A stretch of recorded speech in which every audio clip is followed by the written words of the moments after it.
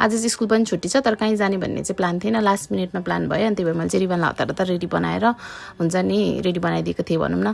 अनि रिभि फेरि कतिजनाले कमेन्टमा आएर यस्तो भन्छ कि रिभनलाई मात्र माया गर्नुहुन्छ कि रिभीलाई मात्र गर्नुहुन्छ, दुईजनालाई इक्वली माया गर्नुहुन्न भन्ने। यो भन्ने चाहिँ को हुन्छ भन्दा सानो बच्चाहरू हुन्छ नि, यो लाइक 10 देखि 12 वर्षकोहरू, त्यस्तोहरूले भन्छ कि। अनि आई डोन्ट नो पेरेन्ट्सहरूले पनि कसरी हुन्छ नि मोबाइलको एक्सेस दिएर कमेन्ट गर्नलाई अब अलाउ गर्नुहुन्छ, त्यो चाहिँ मलाई थाहा भएन। Anyways hi guys, welcome to my mini blog. रिभीलाई चाहिँ किन नपठाएको भन्दा उसको चाहिँ कान दुखिरहेको छ कि सन्चो पनि छैन, अनि त्यही भएर नि मैले चाहिँ फेरि बाटोमा अनि गाह्रो पनि हुन्छ होला भनेर मैले चाहिँ पठाइनँ कि बिचरा। तर अब चाहिँ स्याड भइरहेको थियो। अनि सिसीहरूले चाहिँ कम्फर्ट गरिरहेको थियो कि उनीहरूले दुईजनाले। अनि रिभन पनि हुन्छ नि आएर हक चाहिँ गरिरहेको थियो रिभीलाई। अनि बिचरा चाहिँ स्याड हुँदै हेरिरहेको थियो कि उसलाई पनि जान त अब मन त भइहाल्छ नि होइन, सबैजना गएको ठाउँमा नहुने भन्ने हुँदैन। फेरि मैले चाहिँ गाह्रो हुन्छ भनेर चाहिँ पठाइनँ कि रिभीलाई चाहिँ। मैले चाहिँ रिभीलाई नेक्स्ट टाइम हामी जानुपर्छ घुम्नलाई भनेर छिट्टै भनेर भनेको छु कि उसलाई, त्यसरी फकाएको छु।